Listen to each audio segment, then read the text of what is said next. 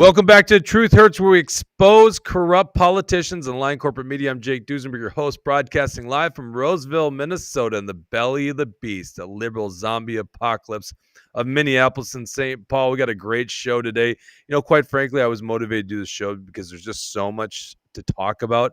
Obviously, Minnesota's in the headlines nationally, and I have some thoughts and some nuances to the stories that are going around. It's not just your standard Republican talking point. Oh, Tim Walz, fraud, boo, like that, which was really bad, obviously. No, by the way, I've never met someone other than the fraudsters who actually are okay with fraud, right? We're all against fraud. The question is, do you have a plan? Do you know how to fix this issue, right? And to that, I see a lot of politicians that literally, I think, are culpable with the fraud because they're funding the program. So I might get into that a little bit too. We also have these new numbers from the State Economist that show that Minnesota actually still has a budget surplus. I don't care how many politicians, your legislator, your senator are telling you, there's a budget deficit. No, there's not. There's literally a surplus right now that should go back into your hands, would help with the affordability of life. All of us Minnesotans, all Americans really are feeling the pain right now of inflation caused by politicians in Washington, D.C. Maybe we'll get into that with my guest today. So honestly, this should go right back into our pockets, and yet it's both Republicans and Democrats alike that are spending to oblivion and spending your surplus money that you were overtaxed on by keeping an inflated, bloated government. So we'll get into that. I'll show you the numbers. I'll show you the plan. I'll show you exactly what should happen and how this is very doable, although politicians seem to just love big government. And I have a really interesting guest today. I think he'll be an interesting guest. I've never chatted with him other than the 5 minutes just to get this interview plans, so that'll be really interesting. But I got some breaking news up front. First of all, this is brought to you by Alpine Cabinetry in the great city of St. Cloud, Minnesota. Also brought to you by Elite Guardian, MN.com. It's a prepper company. I don't think I have a planned concealed carry course coming up soon, but definitely we'll have some by the beginning of next year. So that's Elite Guardian, MN.com. Okay, so the breaking news, if you haven't heard it already, is Mike Lindell, the MyPillow guy, has announced his run, or at least filed paperwork to say he's going to run for governor of Minnesota against Tim Walz. Now, this is MAGA Jesse. MAGA Jesse writing this. You can go to actionforlibert.com to read it. Bombastic conservative businessman Mike Lindell enters governor race. If you can't tell, MAGA Jesse's a little excited about this thing. From what we know right now, he hasn't done a launch. I believe a launch will happen next week. I think Lindell was asked about this and said that he's still mulling it. But you can see right here, this is a screenshot of the Minnesota Campaign Finance Board Committee. Mike Lindell for governor is the name of the committee.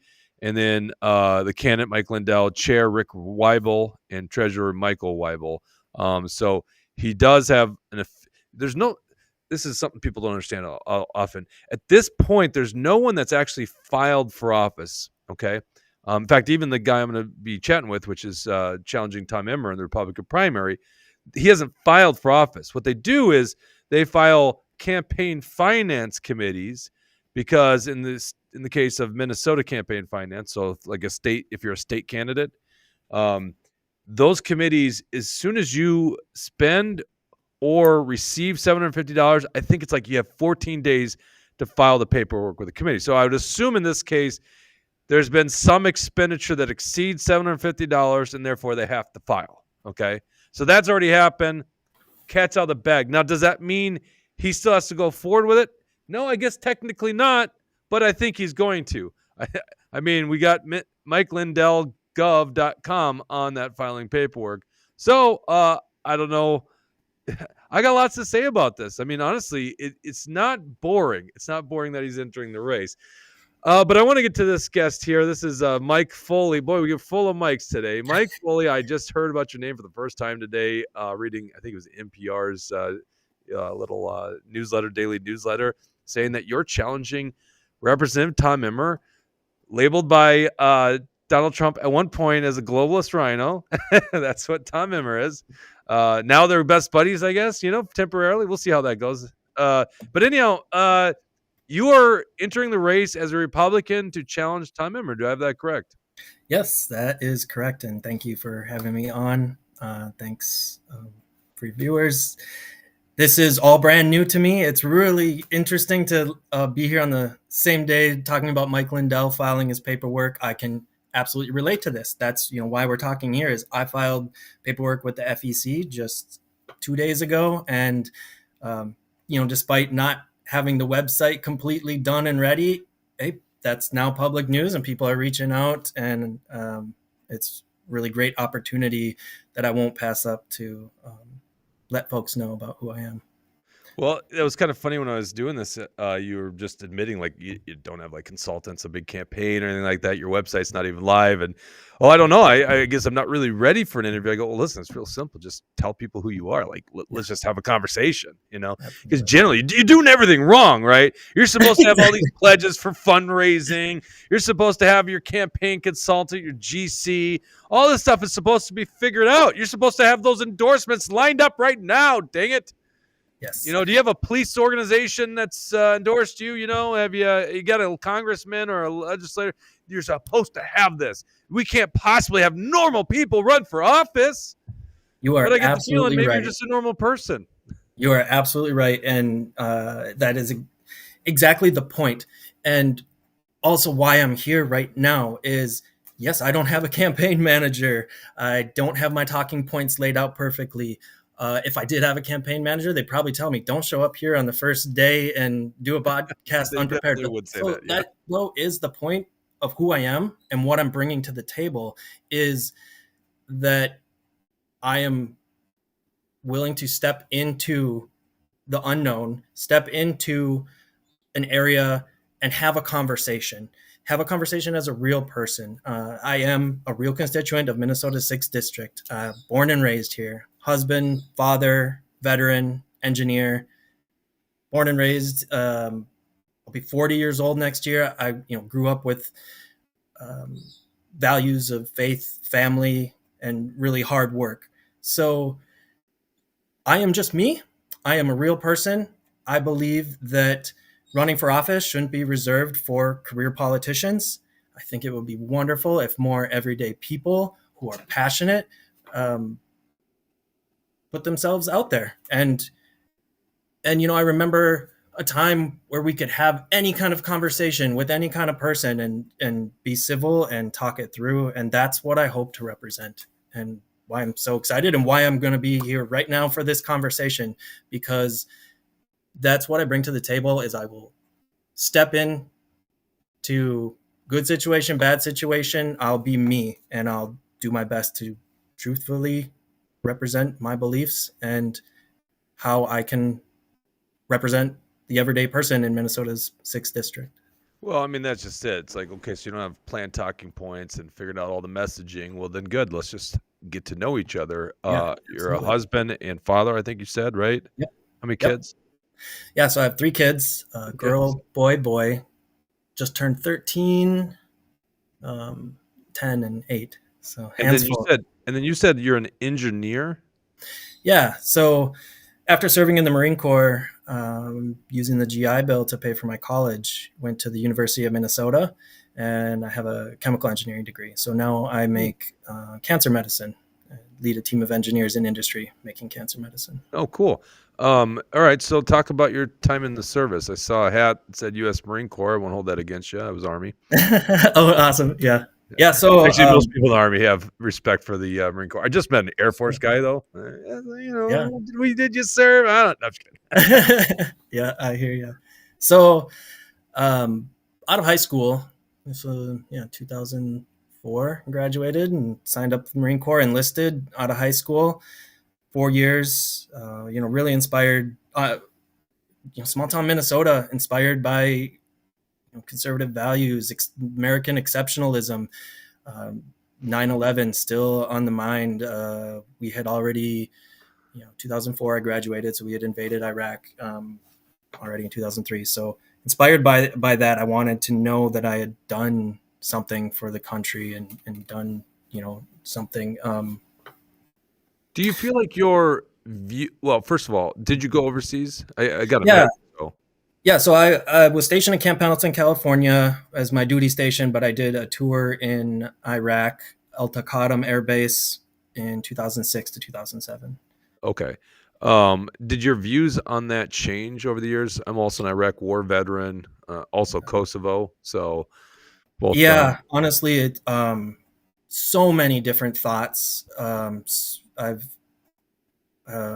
like you said, they change over time. Probably not enough time in this podcast to go through all of them, but um, well, no, I think it's you know, interesting because guys like you and me, because I was the same way. Now, I joined pre 9/11, mhm, but it was after, and I went as an infantry soldier. So, like, I mean, you get brainwashed at basic training, Sand right, Hill yep, at Fort Benning, and then you want to be an airborne ranger.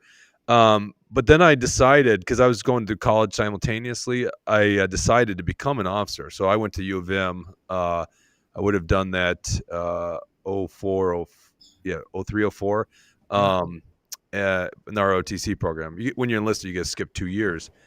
So I went above and beyond what my initial commit was because I really believed in the cause. Now you ask me this question, and I'm like, no, we need to stop doing what the hell we're doing overseas. right, I mean, it sounds okay. Listen, I know how this conversation go. I've had a million of these, so have you with other veterans. Okay, yeah.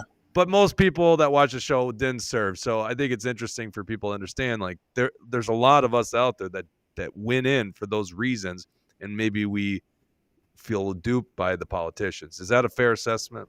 That there are these feelings inside. Absolutely, it's torn on any given day, really, because to me, all of it is true. There is, a bit of duped by the politicians, feel a bit used, and then there's this.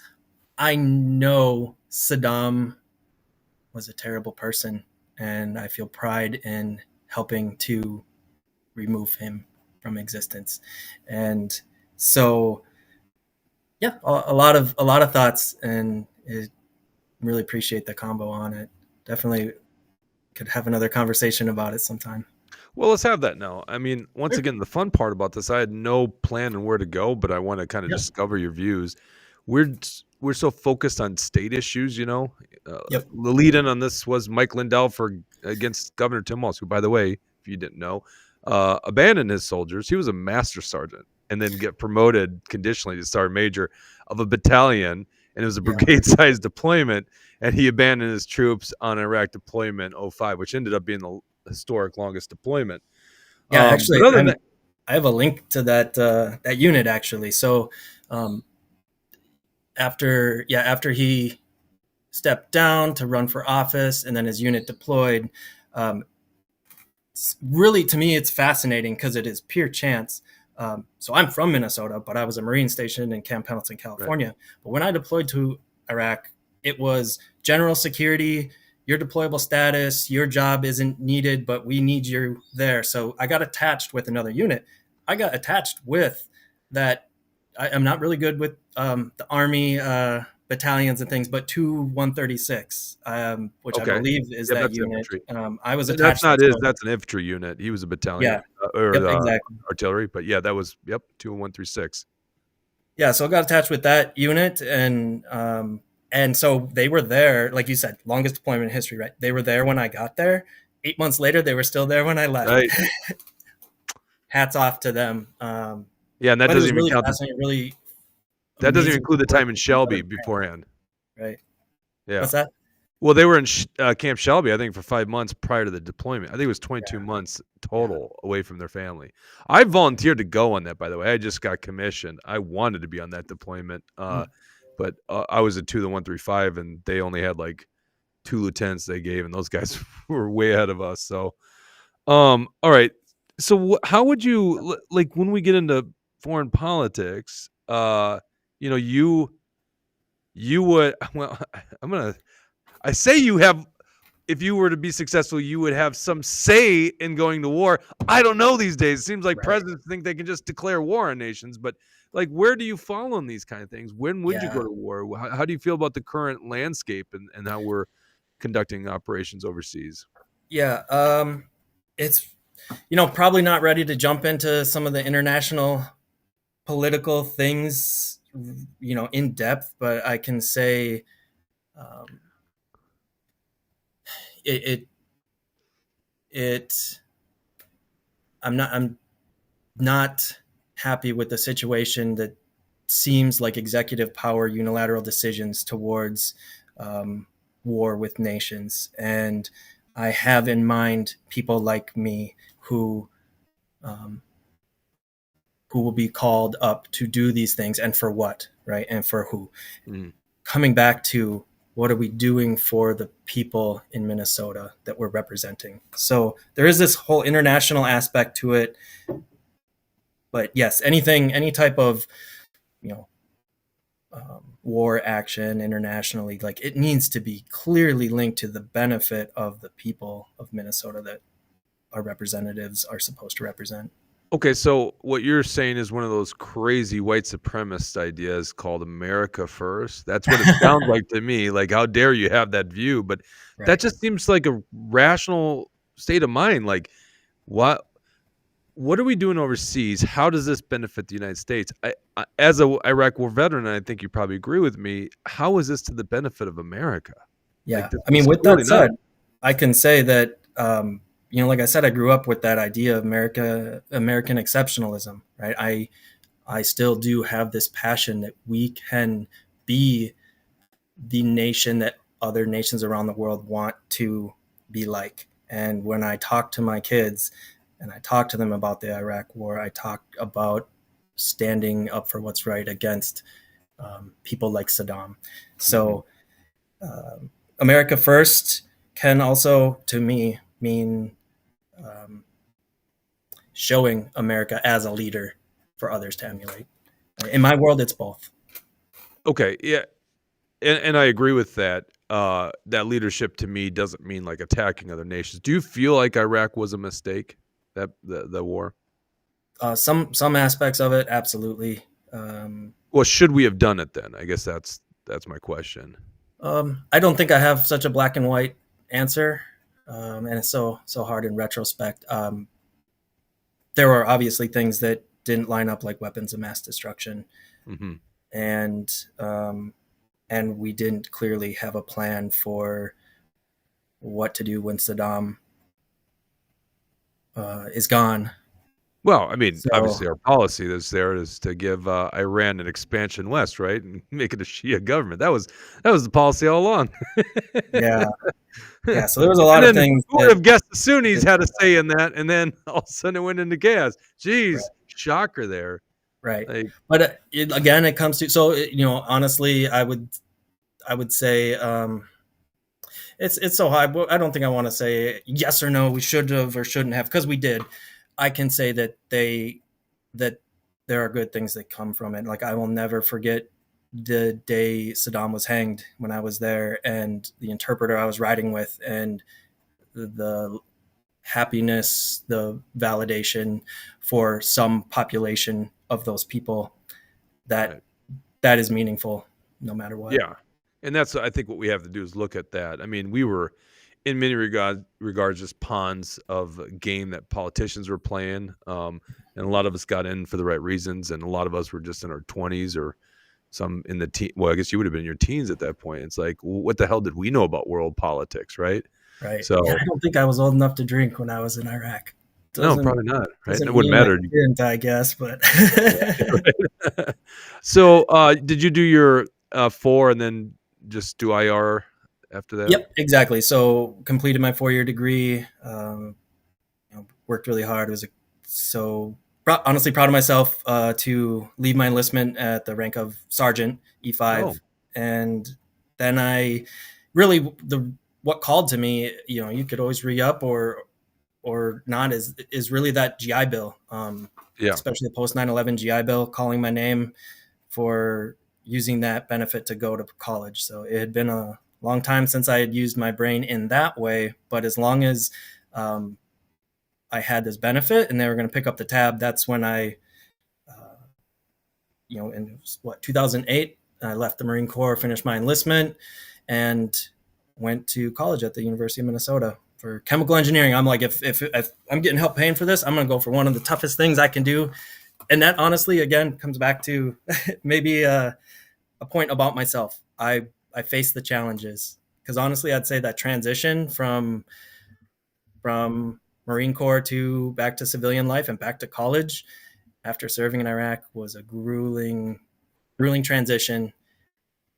But I went for that degree and was successful. So yeah, chemical Gotcha. engineering degree, and that led to an job in industry by chance, an internship in formulating pharmaceuticals, and led to these my career now making the cancer medications or advanced therapies. They're called biologics. Gotcha. I we have a live audience here, and I do Yeah. see some people are having some screen freeze issues. I am not seeing anything on my end right now. Oh, yeah. So I apologize. I don't know what is going on. I think people are still able to follow the conversation, and hopefully in the because after it's done, most of our audience watches after the fact. So hopefully there's not Sure. jumps, but like from our end, we're just not getting this. If you do have questions, just post it in live chat, and I'll try to get to those. All right. Oh, Rumble's acting wonky for me too. So maybe it's a Rumble thing. Oh, you know what? It's probably Nick Fuentes and Crowder. They're breaking Rumble today. Okay. Most important thing in the world. What this young 20-some-year-old has to say about the world. That's just Right. interesting to me. So anyhow,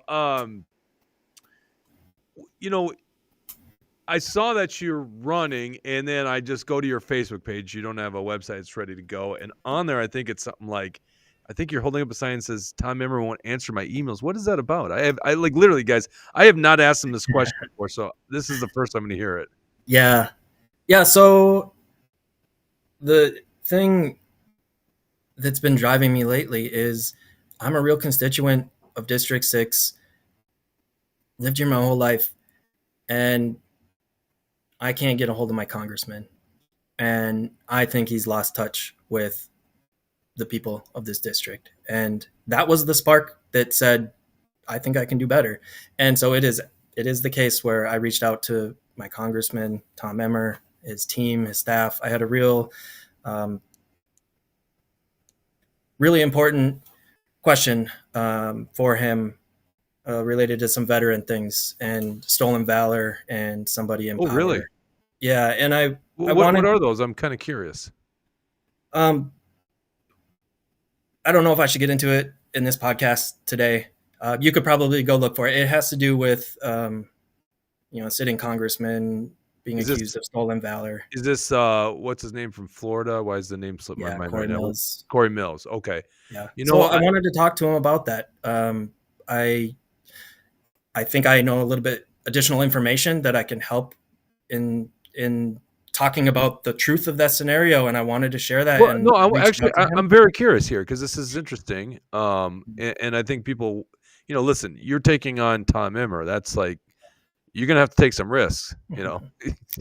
You're not gonna win. You realize that you're not supposed to win this thing. So yeah. if you want to win this thing, which I assume is why you're doing it, you got to take some risks. Corey Mills has been a news story. It seems like people are ready to abandon him. Well, I can just say that these stories are truth in my point of view. What he's accused of are very much truth in my point of view, and I wanted to talk to my congressman about that. He's being accused of sexual stuff, but are you applying on the stolen valor side of it? The stolen valor part. What are the accusations against Corey Mills? Yeah. The accusations are that he has a Bronze Star with valor for acts of saving people's lives in Iraq in 2003. A few different items listed on his form for the award, and multiple service members have spoken out who were on that form listed by name, have spoken out saying he wasn't there. And so you can go find that story. It's out there, journalists, other things. And so that's just, deeply moving to me, deeply important to me to find the truth there. And the evidence was compelling enough for me to want to contact my congressman and have a conversation about it, right? I get Tom Emmer's newsletter saying he cares about veterans. Yet when I wanted to have this conversation with him or anyone on his staff or any automated email back to me, his team reached out to confirm I was a real person, and then nothing for nearly a year. They won't even respond to me. So Hmm. so that's all back to And your question about that sign. That's what so that yeah, sign so is. what does that mean? Do you think it's like protecting Corey because he's kind of in the establishment? He's kind of in the old boys club. It Is that feels like insiders protecting insiders, okay? and it seems very wrong. And just want to have a conversation about it. And feels like my representative is not there for me. And if I don't have a voice, if a veteran seeking truth can't have a voice with his congressman, what hope do working families have? Yeah. In this district. Terry Time says, look for your contact info all morning. Please give him my number. Show keeps freezing. I see our Rumble audience is kind of declining, and maybe people are going to YouTube, Facebook, or Sure. Rumble. By the way, I'm assuming the Rumble will be fine after the fact. I just realized, I think it's probably because right before I went live, I saw Fuentes was still live on Crowder, and this is not you. Well, we're on all platforms. We use Rumble mostly for our. We don't get censored on Rumble, okay? So we use it usually for like our, main source of broadcasting, and so we read those. Actually, all the comments get fed on here. So even if you're commenting on YouTube, but they're not YouTube, so it takes one one big show and it can really derail it. We've seen this actually in the past. I can't remember which one it was, but let me just see here because that might be the case. And I watched a little bit of it. Oh, it looks like it might have finished. Okay, maybe there's some other thing that's going on, but that definitely probably broke Rumble, or maybe they're still having After Effects on it. Usually Rumble's not glitchy for us, so sure. Okay, well that's interesting. Yeah, I mean, I do see people kind of abandoning Corey Mills right now. I think more in the sexual misconduct allegations. I can't remember what exactly is being accused, but yeah, I mean, that's just one aspect of it, right? But circling back that's the story of the sign, holding up a sign. I've tried to be where Tom Emmer is and hold up a sign to say, literally, call me. I'm trying to get a hold of you. So there's the Corey Mills thing, but the aspect of it feels like our career politicians have lost touch with us. On a policy side, though, do you have some issue with Tom Emmer? Like where would you differentiate yourself from Tom Emmer? Where is he falling short? Yeah. So for me, I get his newsletters. He's been around a long time, right? 12 years. All I see from him lately is a voice of the executive branch. That's it. I have a hard time telling you how my policies are different because the only communications I see from him, the only things on his website is just repeated of what the president says. So that's my difference. Those are the policy differences I have is I'm tired of career politicians, this, what do you call it? The personality-based politics instead of policy-based politics, right? And so I would like to see Tom Emmer talk about something that represents actually local Minnesotans in this area instead of just talking points from the executive branch. Okay, so it makes it sound like you have issues with what Trump is doing or saying. Then, is that fair? Definitely on some things, but I would say, first and foremost, I have a problem with Congress not using their own power, right? I just have a problem with congressmen and women just saying things the executive branch says. That's not the point of the legislative branch, right? So I would say I'm deeply passionate about the basics of the Constitution, separation of power. So back to your question, I do think that Trump is pushing executive power and conglomerating it. And I do have issues with that.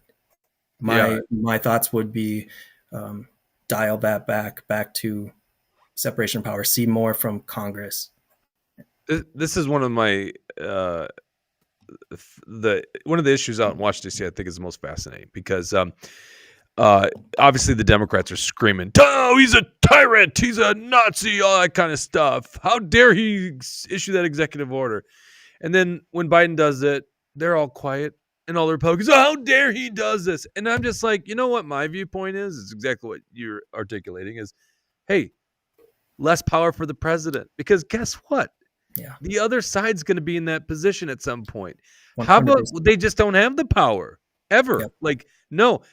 Someone, I think this was my friend Dave Benner, host of the Liberty Vault on YouTube, very popular channel. I think this is where I got it from. I'm pretty sure it is. If not, we'll give you credit, Benner. He's like, an executive order is like a CEO giving orders to the staff, right? But a CEO can't give orders to the customer, right? So it's the same thing. The president can issue orders to his executive branch, but he can't issue orders to the people, right? That is legislation. That is the law. And he can only sign the law that's been passed by Congress. I mean, this is so clear in Article 1, Section 8 of the Constitution. And it seems like we do have people that are just giving Trump a pass, right? Yeah. I mean, there's some executive orders that are really good, and they're probably good and they're supposed to be executive orders, but there's also like, hey, this is not good for either president to do. We have to stop doing this stuff, right? Yes, you can't legislate through executive fiat. Yes, that's a fundamental agreement. You said it well, that the number of executive orders is absolutely out of line, in my opinion, and not aligned with the intent of our Constitution and separation of powers. And some of them are, ends up honestly being wasteful in chasing down court cases and things like that. Okay, so it seems like your issue with Emmer is more like how he approaches his office, but I want to get a little bit more into the actual issues, because my beef with Tom Emmer, you have to look at Tom Emmer now, not just by how he personally votes. You have to look at it as he's the guy whipping votes for certain things. Exactly. All right. So let me ask you this question. Well, first of all, if you fast forward to November of next year, what do you think the number one issue is going to be for voters? Affordability is always way up there. But one caveat is right now, divisive politics is actually top of mind for people. They are sick of feeling like they can't have a conversation without being without risking losing their job or something like that. So I think that's going to stay very important. And I believe that is honestly why I'm running, and why I think people will be interested in a candidate like myself, because I won't be bringing that divisive words. This isn't a traditional thing. If you think of the primaries, right, you're tending to talk towards those most passionate in that political party. And then towards the general election, you maybe soften up a little bit to talk about the general and bring those swing voters in. That's not what I'm up to. For good or for bad, I'm not running a traditional campaign. I'm coming in to that primary assuming that this time next year, people want less divisive politics, and they're going to purposely choose in the Republican primary a candidate that is not so extreme in the political party. They want someone. Do you think Tom Emmer is extreme? I think he uses. He has demonstrated recently. He uses the same divisive wording, and that's what I mean. Not necessarily policy based, but that divisive wording. I think people in this district have had enough of those divisive words. So that's what they will be seeing and feeling, even if they don't know. Can you give me an example? Can you give me an example of that? Yeah, for me, it was, him talking about the protesters as terrorists. It really doesn't sit well with me, right? Help me again with this. Okay, so is this like protesters of ICE raids? Is that what you would be referring to here? It was for that No Kings protest, and branding that anti-American. and he, making his media rounds saying the people that will be out there are the most extreme and using the word terrorist related to those. And that, it seems for like good or that, for bad, whether I agree or disagree with them, I'm a nerd in, First Amendment speech. I think it is our civic duty to protest peacefully, regardless of who's in power now or who was in power before. I, I think that is, I'm very passionate about that. So I'll always be advocating for toning down the rhetoric about the protests. So that to me, back to your question about, this time next year, divisive words for Emmer, that's where I differentiate from him. well, I would totally disagree that that's going to be top issue for any big part of the population. I mean, everyone says that, but at the same point, they are engaged in it or let it pass, especially when they're playing sides. I can't think of anything that's more divisive than the sitting president doing a speech in Philadelphia saying that mega extremists are the biggest threat to America. It's like, okay, so that's pretty damn divisive. That's like exactly a what lot. I'm saying, right? Millions of people, right? Yeah, so they both engage in this stuff. Exactly. I love how Tim Walz acts like, oh, it's the president's divisive. It's like, dude, you literally labeled people essential and non-essential during COVID. Like, shut the hell up. What are you talking about? So we can agree on that, right? From both sides, to me, it's been very divisive. Yeah, I agree. But I just don't think it's going to be the issue because, that's politics today. You could pretend like you're above this. At the end of the day, the environment's set and you got to adapt to that environment. Unless you're larger than life kind of personality and you're not more than Trump, right? You're not going to change. Which is why this is a long shot, right? That's why I'm just the everyday person. So it has to be the case that. Well, I think you got to meet where the voters are at. That's what my point is, and the voters will 100. I'm so convinced of this that they will vote because life has become unaffordable. You said you're 40 years old. That happens to be the average age of the first-time home buyers now in America, which is an insane stat. You fill up your tank, your gas tank. You fill up. You go to the grocery store. You look at your property taxes. Everyone's property taxes are going up. Your city taxes are going up. Your mortgages, the insurance, the health insurance part of your mortgage is going up. Everything is going up. It's becoming more expensive and more unaffordable. That 100% in my book will be the issue.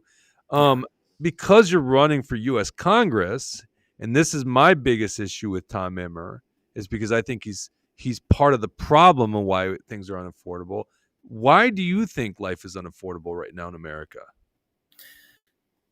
Yeah, this is definitely one where, I'm brand new here, not fully prepared on policy talk to get into it. The thing that I can say is I see that unaffordability. I feel it. I am in it just like every other person. And I can, where my mind comes back to is, maybe I keep coming back to the same message, right? I think our representatives have lost touch with us. So why is it unaffordable? What is the issue? The issue is they're not paying attention to us. They're not paying attention to the things to reduce the costs. They're paying attention to lobbyists and stock market and trading and these people empower the career politician aspect of it, and not what can we pass that would help the people back. Can I offer my critique? Yeah, please. On this? I want to hear. Yeah. All right. This is in many parts my background. I wrote an article on March 18th of 2020 saying that we should oppose Trump's socialistic program, which was the PPP and the just handing checks to American citizens, because what I had predicted was, well, first of all, they didn't have the $3 trillion, so they were just going to print it. And then that would go into consumer spending, and that would actually take time over years and years, but it would lead to a rise in price. Okay. Now, I'm no just economic genius. I'm just a guy that understands economics and I've read a lot about it. And, I was a financial advisor. And it just seems so obvious to me, and yet so many people get wrong. But I don't think Tom Emmer's a dumb guy. I think he knows this too. And so, I just pulled this up because I was using this in just a previous episode. But this is the Fed's balance sheet, the Federal Reserve being our central bank, which has the ability to just create zeros on a balance sheet and then hand over money. Essentially, the Treasury is the one that will print the money if it actually gets printed, but the credit's created through the Federal Reserve. And this is right here during COVID, and you see we had a balance sheet by the Fed that went from $4.2 trillion to basically $7.2 trillion in a month or two of time frame. Okay. And then you could see expanded during the Biden era. And even though that they've pulled back on some of these assets, it doesn't mean that credit creation isn't already in circulation in our economy. To me, this is such a no-brain reason and why prices have been going up. You have upward pressure because the Fed, and this isn't the only way they inflate the currency, but they inflated the currency. Now, we are running $2 trillion budget deficits yearly. And the Republicans are okay with that right now. Tom Emmer is whipping the votes for that right now. We can't afford this government. We are $38 trillion in debt. So this idea, and by the way, this is another reason why I'm against these wars, right? These cost trillions of dollars. On top of that, lives and suicides and all that stuff, and alcohol and drug abuse. But in the end of the day, you have little children like I have little children, and I want to leave a better future for my children like we all do. Yeah. And we aren't. We just simply are not doing that. And Tom Emmer's the reason for that. He's the reason because he's voting for these unaffordable government bills, the big, beautiful bill. He's voting for them, but he's not only voting for them, he's whipping the votes for them. And then we're told, no, Thomas Massey's the problem in Washington, D.C., the guy that actually wants transparency and less government. And Rand Paul's the problem, the guy that's voting against these massive omnibus bills. They're the problems? No, they're not the problems. Let's be honest about the problem. We can't afford a government. We cannot afford a government. It's not that we're just being taxed directly, which we are. If you're W-2 earnings, you're getting your FICA taxes, and if you're self-employed like myself, you pay quarterly taxes to the federal government. Yep. But it's worse than that. They're eroding the value of our dollar, like literally stealing from us. Guys like me that were smart many years ago saw this for what was. We invested in gold and silver. I shouldn't even say. I don't even think I invest. I don't even invest in gold and silver. I purchased gold and silver to keep my money sound. It's really, why is gold $4,000? I mean, there's some other factors here, but it's because the dollar's not worth as much anymore. Right. Like, health insurance, by the way, another big one. That's a huge agree. That will be shock. So absolutely. This is why we have inflation. People have to understand, like, prices over time naturally go down because an economy and producers in the economy find more efficient ways of producing these things, right? So there should be downward pressure. Everyone understands this because you've seen it in, like, we see in tech all the time. Remember what plasma TVs cost? Now you can get LED monitors for like $500. Yeah. You see in, like, all these things that aren't with government control, orthodontics, LASIK surgery, prices come down over time. But it's only when government gets involved in this stuff, and it's only when government inflates the currency and puts upward pressure on prices because there's more dollars out there. And eventually, as that money churns through an economy, the producers and the consumers, which are exchanging to tunes of, trillions of dollars in our economy every day, eventually they find out there's more money around there and prices go up. That's just like economics 101, and it's created because our government is pretending they can afford to keep doing what they're doing. That's my issue with Tom Emmer. Tom Emmer's impoverishing my children and my grandchildren. And so are all these other crony politicians on Washington, D.C. They're doing jack shit. So I guess for me to get interested in a person running for federal office, I want to make sure that they don't want to have anything to do with that. They're not going to vote for any kind of budget that's going to increase the debt a damn penny. Like, I'm sorry. We're going to have $100 every year unless you're fine ripping people off through this imaginary tax or this invisible tax called inflation. Unless you're fine with that, stop fucking talking to me and let's actually solve some problems here, because you're crushing our kids' future. Sorry, I got my swear jar. I get really passionate about that. I'll put a buck in it, guys. It's all fair. Where do I go wrong on what I just said there? What is driving them to do that? Like, I agree with you. As someone new and just me myself, not politically active or prior to this, right? What is driving? Because I agree with everything you said. Why are they doing that? I mean, let's just be perfectly frank. These are power hungry scoundrels. I mean, like, these guys, you got to know politicians. The funny thing is, I know Tom Emmer. I knew Tom Emmer before he was, he was a politician. He was in the state house, but I knew him like back when he was on radio. Fun guy, He's a creature of the system that's really broken. I mean, it's obviously broken. There's $38 trillion in debt, right? Right. So it's obviously broken. So they're just different creatures than most of us normal people. And they actually don't mind the size of government, because, quite frankly, you're invited to the party. You're in the party. Like, you are in a club. We're not, but you're in a club. You'll be just fine. We're not fine right now. That's what's really interesting about this country, is like the people that are fine to the not fine is like growing substantially. And I am not a guy that's against, like, some people being uber wealthy. Go earn that money. Why do I care? In fact, you're probably helping me because you're producing something I need, an iPhone, a better car, whatever. I have no problem with that. What I do have a problem is the reason the disparity is going more is because these guys get the money faster, and we are the last to touch the money, the newly created money that was created out of thin air. That's how inflation works, by the way. It's the last people to get a hold of that money that are most adversely affected. So the banksters, the large corporations, these are the first to get the money. They're benefiting from inflationary environment. The politicians, who are obviously funded by these people, are benefiting from it. They're in a club. We're not in a club. And that's why they're doing what they're doing, because they're feeding the system that rewards them. And this is why it's interesting. You say he won't email me back. Why would Tom Emmer email you back? Move along. If he was a little smarter with some staff, they would have just taken care of your needs, and you would have gone on your way. You still would have been poor, right? You still would not have money. Your kids are still going to be impoverished, but at least they solved this little issue you had with Corey Mills. Hey, you know what, Mike? I hear you, and your concerns as a U.S. Marine Corps veteran are very important to my office.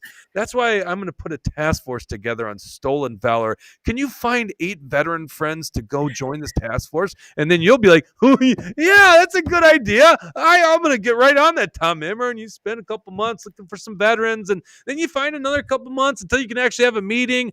Then you have a couple meetings. This takes a couple years.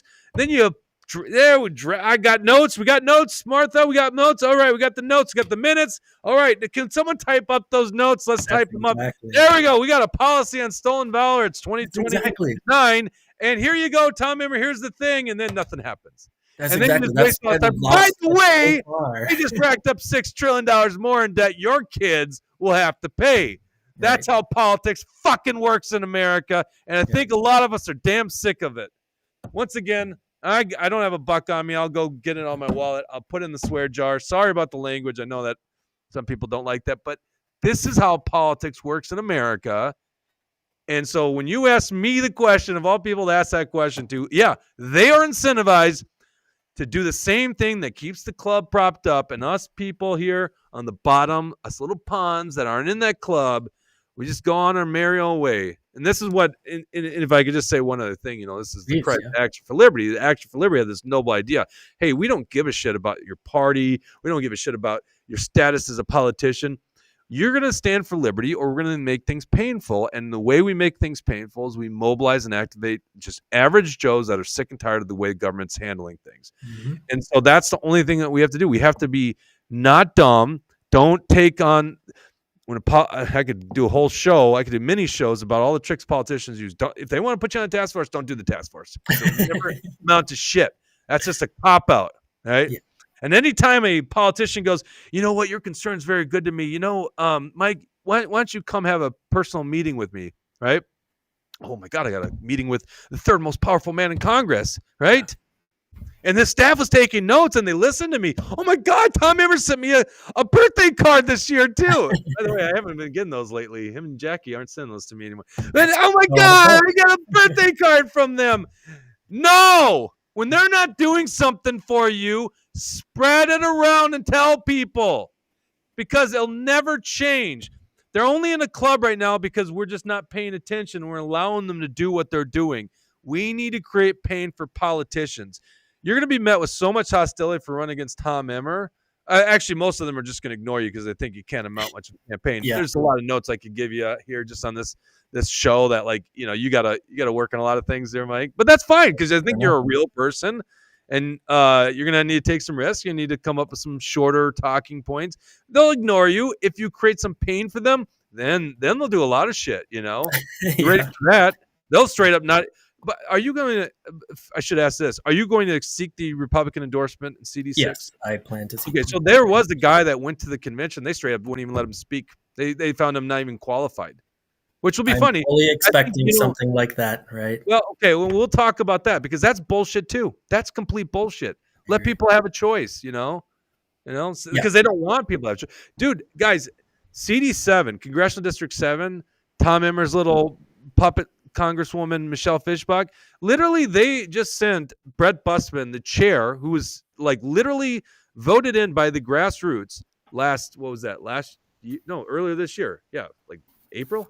He was voted in by the grassroots to be the GOP chair for Congressional District 7. The Michelle Fischbach people, which are like kind of the same as Tom Emmer's people, they just literally sent him a letter of removal, and they're going to be voting on it on December 11th. Like, that just happened. So, like, it's like you can't have grassroots guys. And by the way, Brett Busman, Army veteran, like 20 plus years, you can't if you're not going to get in line and just say the company line here, you can't even be a Congressional District 7 chair. Right. So yeah, the system's incredibly corrupt. And honestly, I don't know. I know we're out of time here with you, so I don't know where you stand on a lot of the issues. I just seem like a real person, and so they don't want people like you. You can't have that.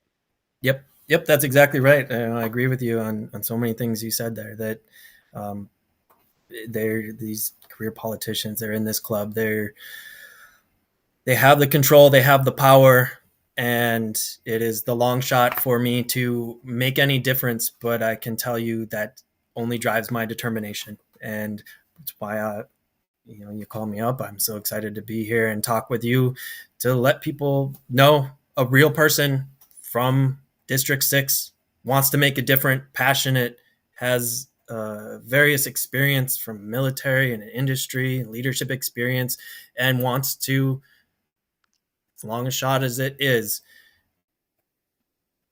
make people realize what you're saying, that these people in this club are not for us, right? And they have an opportunity to choose something else this coming August at the Republican primary.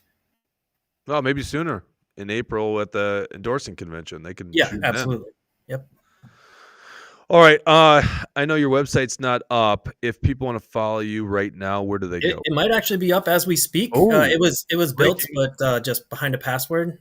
So that's been lifted now. The thing is, I'm a real person filing my paperwork. I just got my bank account this morning for the committee, so now my donate button can go live later today. So it's real, but it is real. I just confirmed. Look at that. Oh, it's time to draw a line in the sand. Yeah.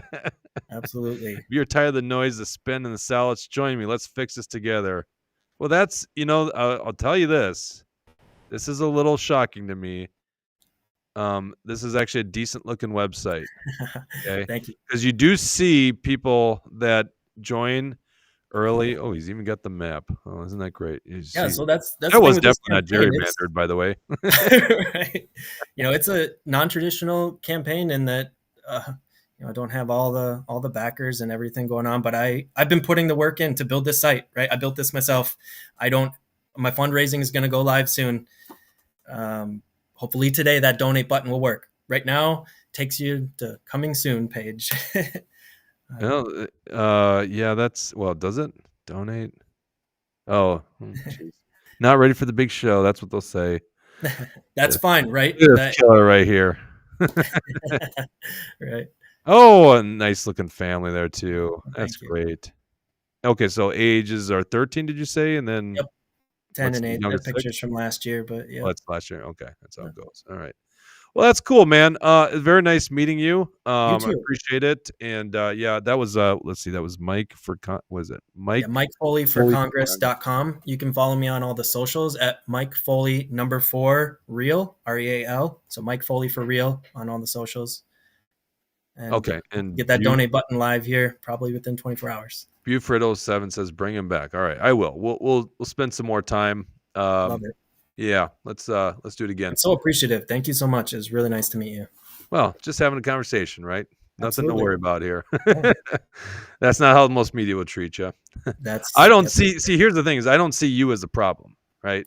Like I see, like maybe we don't agree on all the stuff. I just interviewed a Democrat a week ago, then a independent running for governor. Like, what's the problem? We're going to have a conversation. You guys are not part of this club.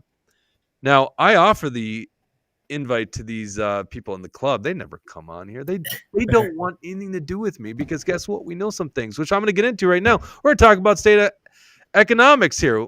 We just got a new forecast in Minnesota, so we're going to get into that. Thank you so much, Mike. And yeah, we'll thank you. Point. Thanks much. Talk to you later. All right, let's get into this story here. This is the new State Economist did a so they do a November, which comes out in December. I don't know why they just call it a December forecast, but yeah, they call it November forecast. And then they do one in February. And the idea of the February one is it kind of leads the budget process. So people can like certainly in a budget year, they kind of know they know like what the most current numbers are so that they budget correctly, even though the numbers always change. I'm one of the dorks that actually looks at this thing all the time. Okay. So, and now I know a lot of you guys, you see the spreadsheets, you see the numbers, you're like, oh shit, I get so bored on it. I'm going to try to make this real simple for you. Okay. The politicians in my book are being very deceptive. That you probably heard, we have this massive budget deficit and that's all Tim Walz's fault. It's such a freaking lie that there's a massive budget deficit. They're referring to some future budget that doesn't even have to happen. That's not in law. It's just a projection of what they think they'll be spent. And they're probably pretty right on that projection because guess what? Republicans seem just fine growing the government. So here, I'm going to pull this up right now. This is this was just released today. This is on the Minnesota Management Budget website. It's where the State Economist does this. Current estimate, they call it the November estimate, even though it came out December 4th. So if you look at, this is the previous biennium fiscal year 2024 and 2025. That ended on June 30th. That's done. So it ended with $4.878 billion. So basically, we ended with a $5 billion budget surplus. Now, it's more than that because you got to look at this.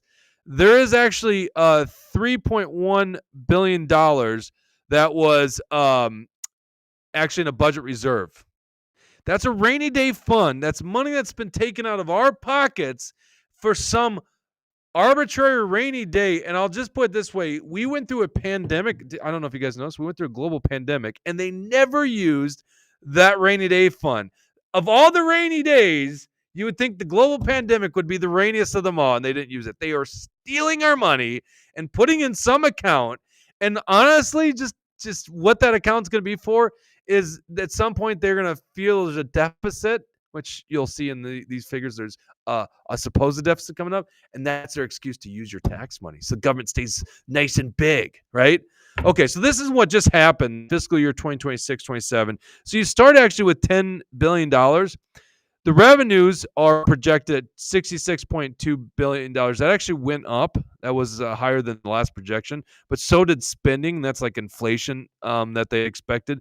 So if you see this, there is actually a $6.2 billion budget surplus right now. Right now. And if you look in fiscal year 2028-29, if spending stays elevated at that level, it's still going to be a budget surplus. What they want you to believe is that there's a deficit right over here, $2.96 billion, because they still have to confiscate more of our money never to be used. It's just robbery. It's complete robbery. There is a budget surplus right now, $6 billion. Listen, we talked about this. Mike and I just talked about this. Affordability of life in Minnesota. Guess what? You can make life more affordable by giving that money back. $6 billion divided by 2.5 million taxpayers in Minnesota. That's a lot of freaking dough. And by the way, it could be a lot more. You could give a ton more back by shrinking government. You know, all these people, Lisa Demuth, Kristen Robbins, who are trying to run for governor and blaming all this on Tim Walz. Not that Tim Walz is good, but they're going to blame it all on Tim Walz. They are running right now for governor, and they have voted to actually spend their surplus money, right? In case you guys didn't notice, you see how revenues and spending, they're not the same, like that we're overspending. That was actually Lisa Demuth and Kristen Robbins voting that in.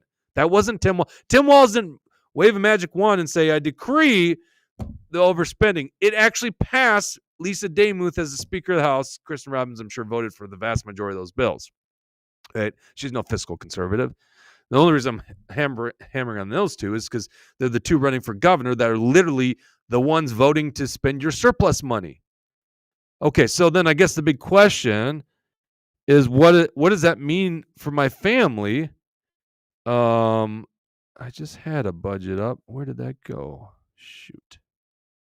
1 second, folks. There we go. So if it was 6.2, what did I say? $6.237 billion. 6.237.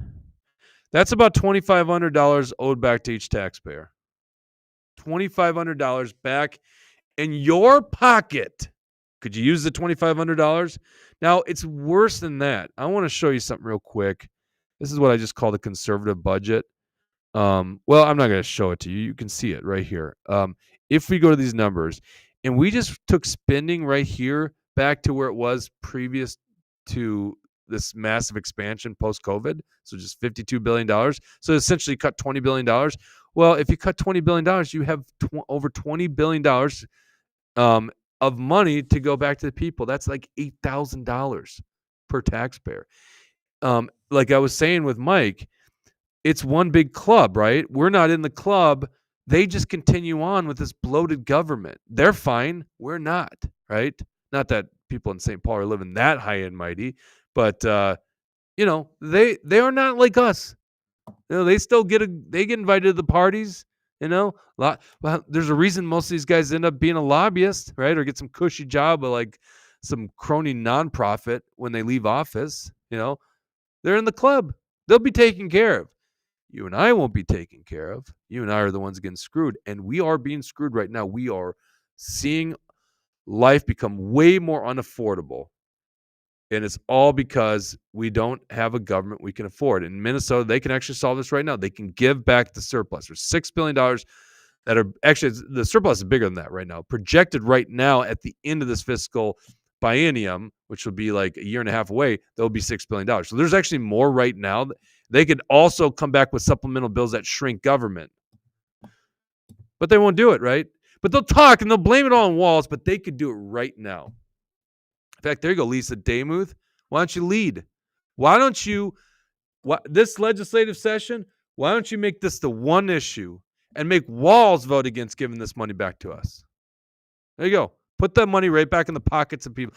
Listen, should go to the people that paid in, but I don't give a shit. Just give it to all taxpayers equally. Just get it out of the hands of government.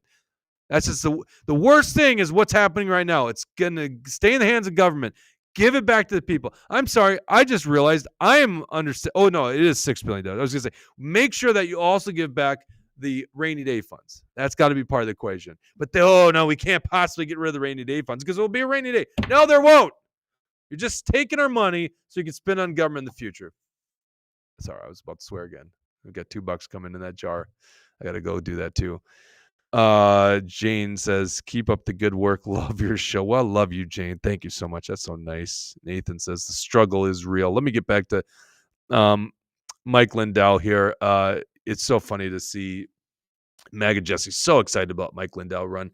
Okay, so here's my thoughts on Mike Lindell. All right, first of all, he would be the 12th Republican running. I've had Phil Parrish on this show. We've had Brad Kohler multiple times on this show. Have I had anyone else?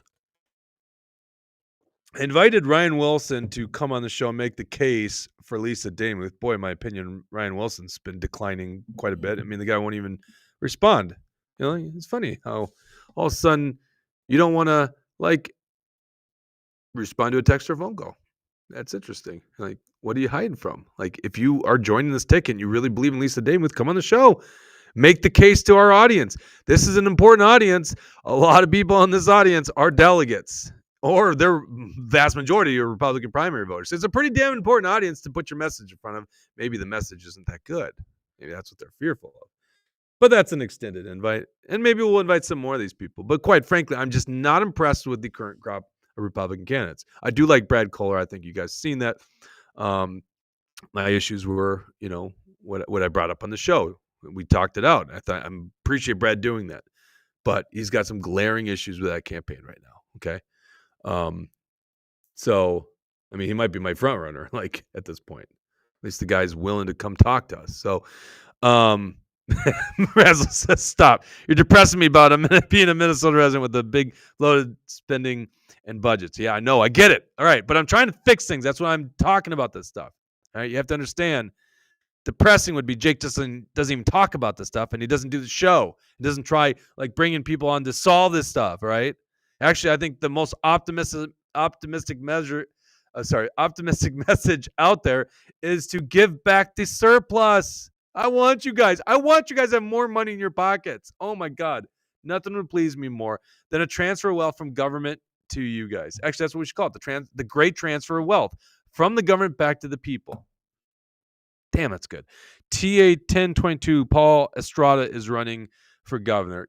I did know that. Obviously, kind of a low-tier candidate, I would imagine, by his campaign. But I don't really know him, but I think we've spoken at events. Maybe it'd be fun to have him on.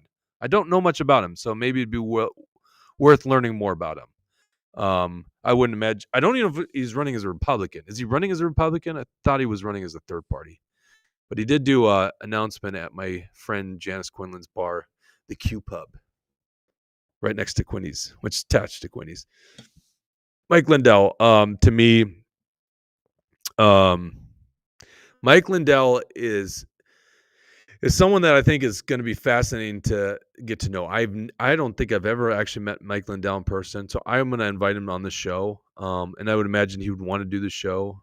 I want to talk about the stolen election in 2020, because I think, well, I'll put it this way. I want to like people that if I haven't met them, I don't want to be so bought into the perception that's given by the media. And I see people out there acting like he has no chance of winning. It's like, that's what they said about Donald Trump. Literally, I get it. I understand. I see what you're seeing. I bet you Mike Lindell understands what people see, right? And he might not give a shit. He might just be like, I am who I am. I'm a former crack addict businessman who ran a successful business and really believe in America and went all in on Trump, right? And even though it cost me a lot, I don't know if he's bankrupt or what, but it cost me almost everything. Although I would imagine if he's a man of faith, he would not say it cost me everything. Because in the end of the day, what's that? It's just temporary. Wealth is temporary, right? That's not what we're here for. Acquisition of wealth? No, it's something way deeper than that. So if he's a spiritual man, then I don't think he would have that opinion. So I want to hear him. I want to get to know him. Maybe he's not quite the person that is led on by the media. And I think, because quite frankly, if you look at the resume, if you get past the quirks, and once again, they said those same quirks about Donald Trump, and Donald Trump has shown that he is a winner in politics. And I also think it's funny. It's like, oh, Mike Lindell can't be taken seriously, but Tim Walz can? Tim Walz? That guy? No, I'm serious. You can't tell me Mike Lindell's crazier than that. So, and Tim Walz has got a lot of downside to him right now. So I think it'd be interesting to see what kind of person he is and if he can mount a good campaign. Because quite frankly, I'm open. His resume is pretty darn good when you think about it, like a successful businessman and a hell of a story, right? There's a compelling case. Jesse's very excited about it. I'm open-minded to it. So, yeah, we'll be looking for an announcement from him next week. Looks like possibly Thursday. At least that's what NPR, I think it was NPR's reading that said he's going to make the decision by December 11th. So there you go. But his paperwork's filed with the Campaign Finance Board, so it does look like he's in. And anyone that could take out Tim Walz is, already a notch up in my book. I just hope that person doesn't have baggage and has a record of basically voting with Tim Walz or like Tim Walz. Okay. All right. I'll talk a little bit more about this in post show and some things I know, some things from the inside that I know, things that I have to hide and only give to our premium insiders. If you're not a premium insider, you can go to truthhurtsnews.com. I'm also going to post right here, become a premium insider. This is where I give you some of the inside talk, what's going on right now. So I'll tell you some of the things I know. Actually, I got something that you guys will be really excited to know about. Yeah, and Billy 22222 says, who else would give Minnesota 1 day in-person voting with a hand count? Well, yes, I think, on the election integrity issue, you can't find a more passionate candidate, right? And in many regards, he could have been a Secretary of State candidate too. But he's got the executive experience. He's got name ID. So, I like how people are like, oh, well, Mike Lindell, he can't win. It's like, really? Like, none of these guys seem like they can win. Like, I don't see how he's worse than all these other candidates. Like, honestly. So, it's fascinating stuff. All right, if you're not a premium insider, join us. You can go to Rumble, click on join us. Otherwise, I just post a link in here. And also, if you're watching after the fact, you just go to truthhurtsnews.com. Thank you, guys. We'll be back next week. I don't know yet my guest for all of our premium insiders. I'll be live in 30 seconds. Take care.